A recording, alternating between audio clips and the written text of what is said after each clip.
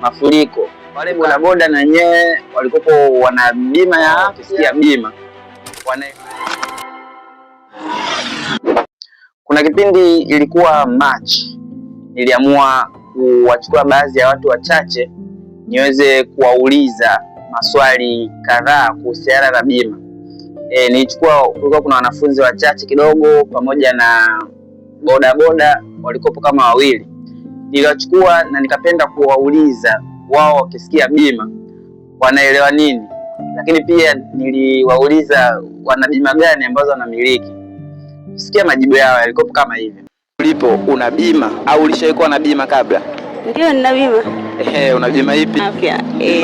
Baadaye ninaweza kuwa na life insurance. Bima yote labda? Ina bima ya NHF. Bima gani sasa hivi? Kwa sasa hivi kwa mimi nina bima moja tu ambayo ni bima ya afya. Mimi leo kupata bima ya moto, kaenda bima ya afya.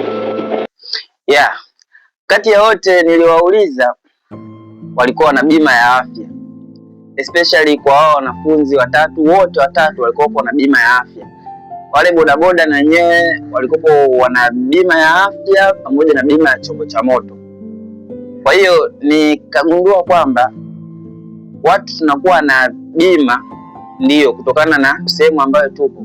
Kama mwanafunzi utakuta bima ya afya, dereva bodaboda au dereva wote wa Uber utakuta ana bima ya chombo cha moto. Kwa hiyo moja kwa moja anakuwa anaelewa sana kuhusiana na bima ya chombo cha moto, au kama mwanafunzi anakuwa anajua pia sana kutokana na bima ya afya. Lakini nikaona ni vizuri leo nitengeneze hii video kwa ajili ya kuambia watu mbalimbali mliopo sehemu mbalimbali. Tukiachana na hizo bima ya afya, bima ya chombo cha moto, zipo bima nyingi, zipo bima mbalimbali ambazo wewe unaweza ukanunua.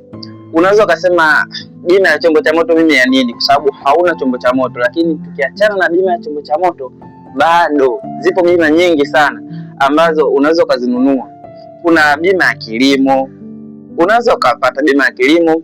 Kuna bima ambayo italinda nyumba yako, fire, theft au burglary. Hiyo ni bima ambayo inakulinda wewe dhidi ya hasara zote ambazo zitakazotokea. Italinda nyumba yako, italinda vitu kiibiwa. Kuna bima nyingi sana ambazo unaweza ukanunua tukiachana bima hizo hapo. Ushauri wangu ni kwamba inabidi tuangalie mazingira tuliyokuepo. Tuangalie riski gani au hatari gani ambazo zinatukuta. Kama wewe ni mkulima, hauna chombo cha moto, obviously hauhitaji bima ya chombo cha moto kama gari au pikipiki. Unaangalia upo eneo gani. Wewe ni mkulima, mazao yako yanaweza kupata hatari yoyote, mafuriko, ukame, muda wote inaweza kutokea hatari. Una deserve kupata bima ya kilimo, itaweza kukusaidia. Wewe upo una nyumba yako au una biashara yako, unaweza kupata hasara muda wote. Unaweza ukaibiwa hapo dukani kwako, kwenye biashara yako, hatari yote inaweza ikatokea. Unaweza ukapata bima ambayo inaweza ikakulinda. Kwa hiyo ni muhimu tuangalie maeneo tuliopo, ni riski gani ambazo zinatukuta, ni vitu gani ambavyo inabidi tuvilinde kwa kupitia bima.